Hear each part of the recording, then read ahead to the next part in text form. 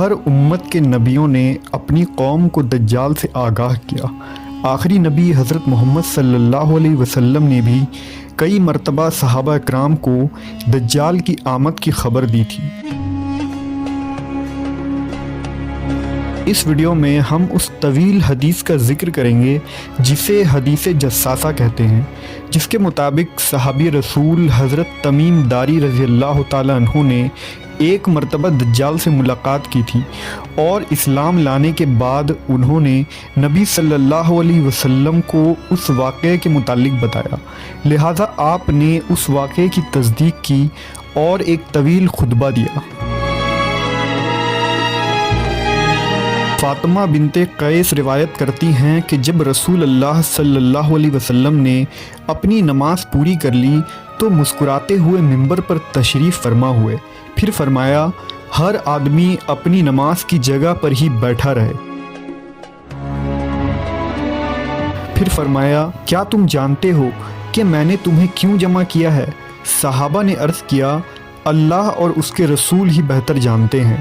آپ صلی اللہ علیہ وسلم نے فرمایا اللہ کی قسم میں نے تمہیں کسی بات کی ترغیب یا اللہ سے ڈرانے کے لیے جمع نہیں کیا، میں نے تمہیں صرف اس لیے جمع کیا ہے کہ تمیم داری نصرانی آدمی تھے، پس وہ آئے اور اسلام پر بیعت کی اور مسلمان ہو گئے اور مجھے ایک بات بتائی جو اس خبر کے مواقف ہے جو میں تمہیں دجال کے بارے میں پہلے ہی بتا چکا ہوں۔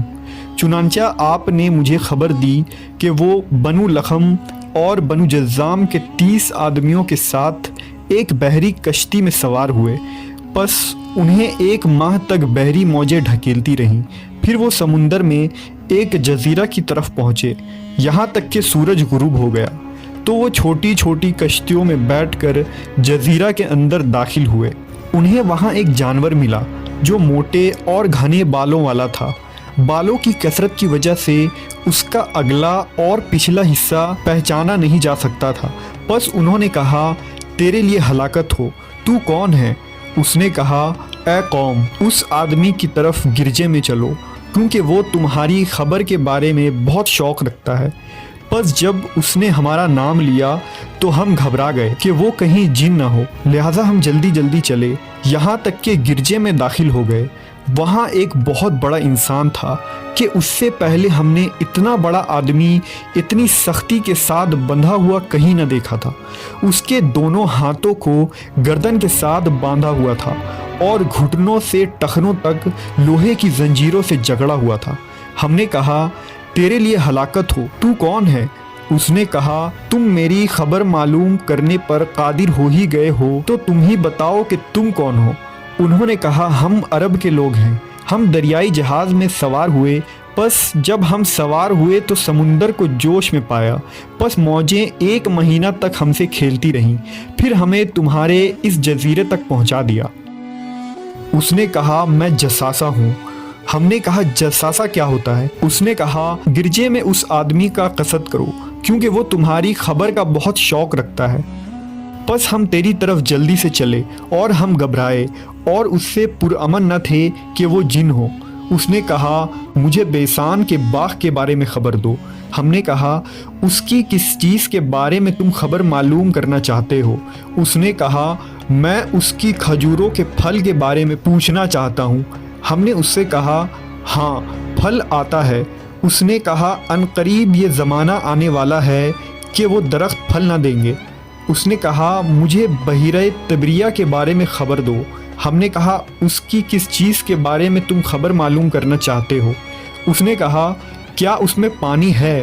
ہم نے کہا اس میں پانی کثرت کے ساتھ موجود ہے۔ پھر اس نے کہا ان قریب اس کا سارا پانی ختم ہو جائے گا۔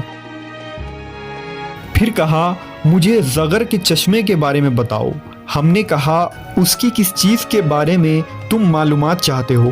اس نے کہا کیا اس چشمے میں وہاں کے لوگ اس کے پانی سے کھیتی باڑی کرتے ہیں؟ ہم نے کہا ہاں یہ کثیر پانی والا ہے اور وہاں کے لوگ اس کے پانی سے کھیتی باڑی کرتے ہیں۔ پھر کہنے لگا مجھے امیوں کے نبی کے بارے میں خبر دو کہ اس نے کیا کیا۔ ہم نے کہا وہ مکہ سے نکلے اور یثرب یعنی مدینہ میں اترے ہیں۔ کہنے لگا کیا راستے میں عروہ نے جنگ کی ہے؟ ہم نے کہا ہاں۔ اس نے کہا اس نے اہل عرب کے ساتھ کیا سلوک کیا؟ ہم نے اسے بتایا کہ وہ اپنے ملحقہ حدود کے عرب پر غالب آ گئے ہیں اور انہوں نے ان کی اطاعت کی ہے۔ کہنے لگا کیا ایسا ہو چکا ہے؟ ہم نے کہا ہاں۔ اس نے کہا ان کے حق میں یہ بات بہتر ہے کہ وہ اس کے تابعدار ہو جائیں، اور میں تمہیں اپنے بارے میں خبر دیتا ہوں کہ میں مسیح دجال ہوں۔ ان قریب مجھے نکلنے کی اجازت دے دی جائے گی، پس میں نکلوں گا اور میں زمین میں چکر لگاؤں گا اور 40 راتوں میں ہر بستی میں اتروں گا، لیکن مکہ اور مدینہ کے علاوہ، کیونکہ ان دونوں پر داخل ہونا میرے لیے حرام کر دیا جائے گا اور اس میں داخل ہونے سے مجھے روکا جائے گا، اور اس کی ہر گھاٹی پر فرشتے پہرہ دار ہوں گے۔ حضرت فاطمہ بنت قیس نے کہا کہ رسول اللہ صلی اللہ علیہ وسلم نے اپنی انگلی کو منبر سے چبھویا اور فرمایا یہ طیبہ ہے، یہ طیبہ ہے، یہ طیبہ ہے، یعنی مدینہ ہے۔ کیا میں نے تمہیں یہ باتیں پہلے ہی بیان نہ کر دی تھی؟ لوگوں نے عرض کیا جی ہاں۔ فرمایا بے شک مجھے تمیم کی اس خبر سے خوشی ہوئی کہ وہ اس حدیث کے مواقف ہے جو میں نے تمہیں دجال اور مدینہ اور مکہ کے بارے میں بیان کی تھی۔ آگاہ رہو، دجال شام یا یمن کی سمندر میں ہے نہیں، بلکہ مشرق کی طرف ہے، وہ مشرق کی طرف ہے، وہ مشرق کی طرف ہے۔ اور آپ صلی اللہ علیہ وسلم نے اپنے ہاتھ سے مشرق کی طرف اشارہ کیا، بس میں نے یہ حدیث رسول اللہ صلی اللہ علیہ وسلم سے یاد کر لی۔